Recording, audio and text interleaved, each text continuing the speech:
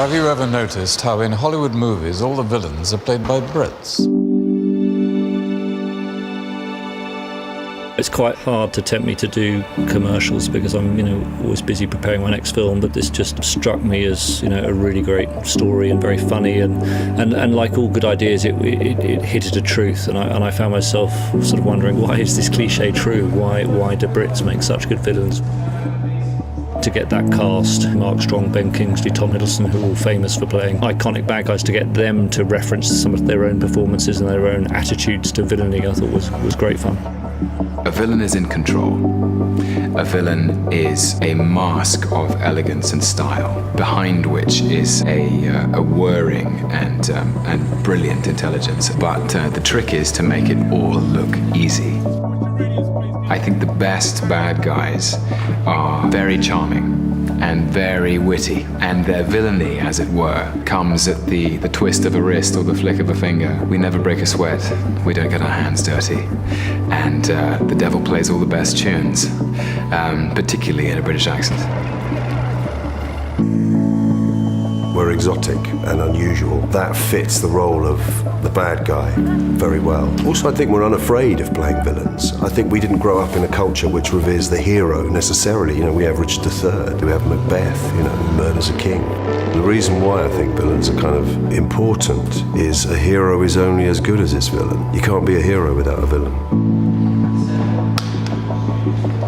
My formative years were with Shakespeare.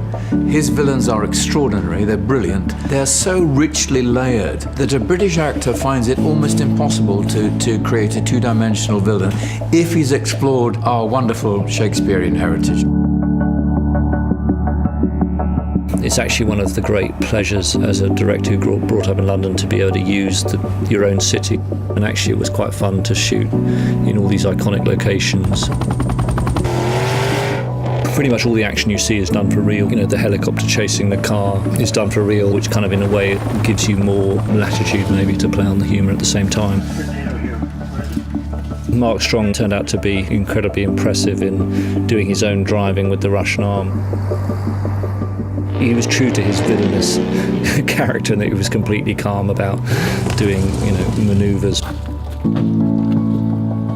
First thing I noticed about the car is the kind of roar of it. You're sitting low down, looking over that dashboard with that bonnet, with that noise. I mean, I can see why you might have thought that was a kind of villain of all cars. We recorded the score at Abbey Road, where we also did the King's Speech with the London Symphony Orchestra, who are one of the best bands in the world.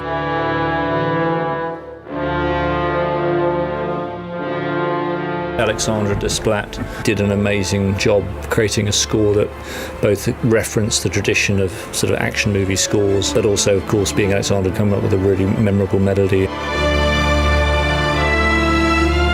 It was interesting to effectively do in miniature a genre I've not done as a film, so it definitely made me more curious to try the genre to longer length than 2 minutes.